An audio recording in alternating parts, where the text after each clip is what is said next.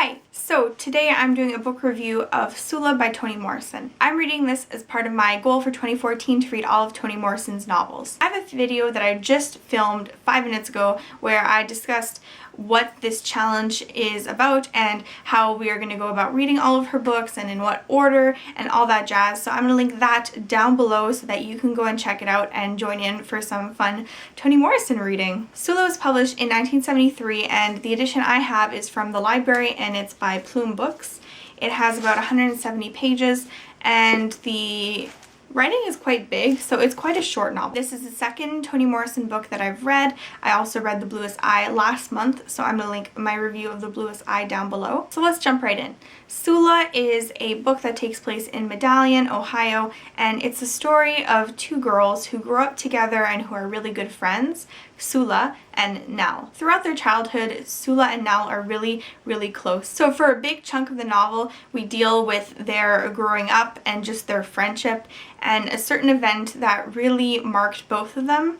And I'm not going to say what it was, but if you read the book, you'll know what I'm talking about.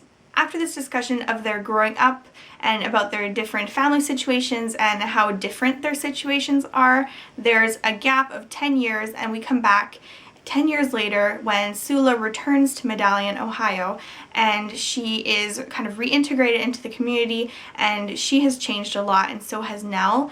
If anything, they have kind of grown in opposite directions. So you have Sula, who went to college, who lived in the big cities, who is in a way more cosmopolitan than the other people in this town, and you have Nel, who got married and she had 3 children. And you see the kind of effect that Sula has on the community. So she's very sexually liberated, she's very open to having affairs with different men.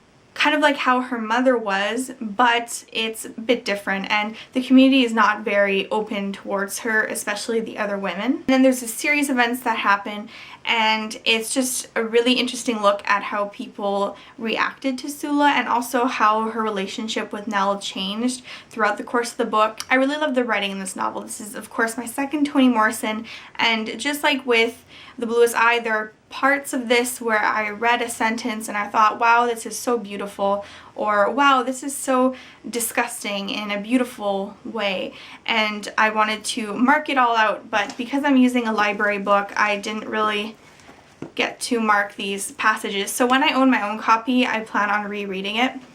I think that's just something that I really love about Toni Morrison's writing, is that there's these little gems of perfection and you just want to reread that sentence or paragraph over and over again. I really liked how there was this comparison between Nel and Sula, both in their families while growing up, and so once they've grown up and grown into their lives and had to face the decisions that they made. I really like when novels look at two different women and how the decisions they made in their life affect their life.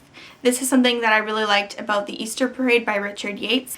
One issue I had was because we had the 10-year gap and because we didn't really know what happened during those 10 years, I found that some of the changes in the characters seemed a bit abrupt. But a couple of days after finishing reading it, I've realized that I think Toni Morrison did this on purpose. I think Toni Morrison wanted us to see the consequences of their decisions, but not how they made their decisions in the moment of making them. I also think that because we don't really know much about what Sula was doing during those 10 years, it makes it seem like we are in the minds of the other people in Medallion and we see her coming back from this 10-year absence, not understanding how things have changed, not understanding what has gone on in her life in the past 10 years, and we are more able to view the situation from the other members of the community.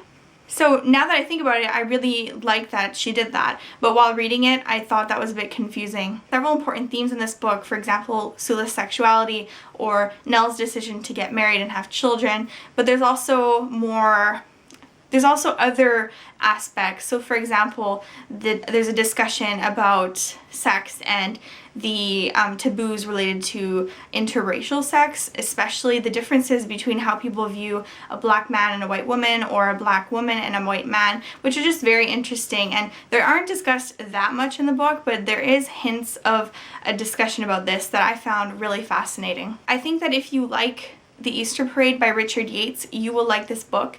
And if you enjoy books about women who take a less obvious path in life, I think you would really enjoy this. So I hope you guys enjoyed my review. Let me know what you guys thought about this book if you've read it. So I'll see you guys soon.